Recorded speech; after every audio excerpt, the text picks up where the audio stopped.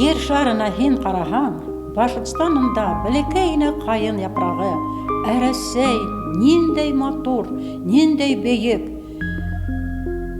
Взгляни на глобус. Вот он, шар земной. На нем Башкирия с березовый листок величиной, всего лишь навсего не больше обыкновенного листка. Береза шта, великая Россия, так зелена, так высока. Сорвать листок с березы той пытались и огонь, и морозы, и заморозки с самого утра, и холодные ветра. Но крепчал листок среди ветвей, питаясь соком матери своей.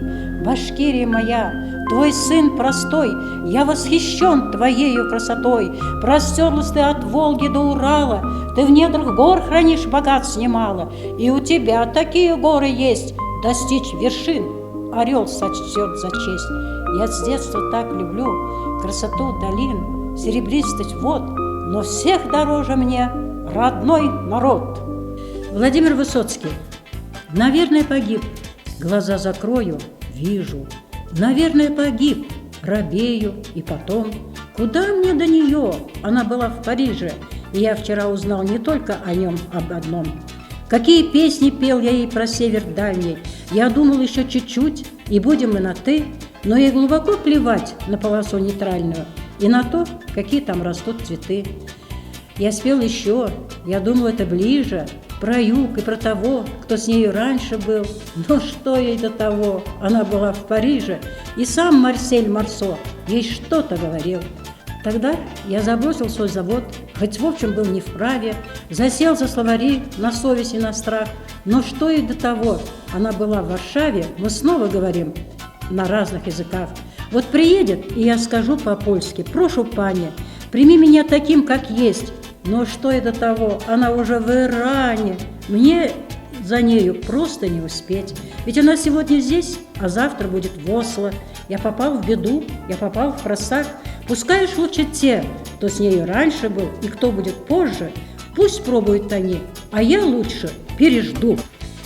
Ты писал своей передовице, восхищаясь праведной войной, призывая юношей гордиться нашей всеспасающей страной. И будили звонкие цитаты, в голове геройстве дурман. Ребятишки шли в военкоматы, чтобы их отправили в Афган. Я читал те строки после боя, кашляя в пороховом дыму. Представлял, как встречусь с тобою и по-братски крепко обниму. Но вернулся и газетный очерк со знакомой подписью прочел и узнал, что бились мы не очень, заслужили позор, а не почет. Четкие отточенные фразы, что ни слог, мурашки по спине. Ты был против, ты предвидел сразу, как бесславно кончится война. Все-таки мечтал я о встрече, посмотреть твой новый материал. Только жаль, обнять тебя мне нечем, руки я в Афгане потерял. Если боль, обида сердце гложет, если все во мраке, как на дне, знаю я, Бог мне не поможет. Иду не к Богу, а к жене. Если я оплеван и огажен, и буду весь вывален сполна в грязи, Бог меня осудит и накажет, а поймет и выручит жена.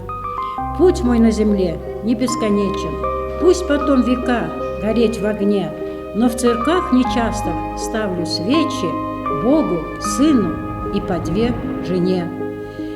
Наша жизнь стремительна, как ветер, скажу и на закате дня. Я не знаю, есть ли Бог на свете, но богиня в женах у меня.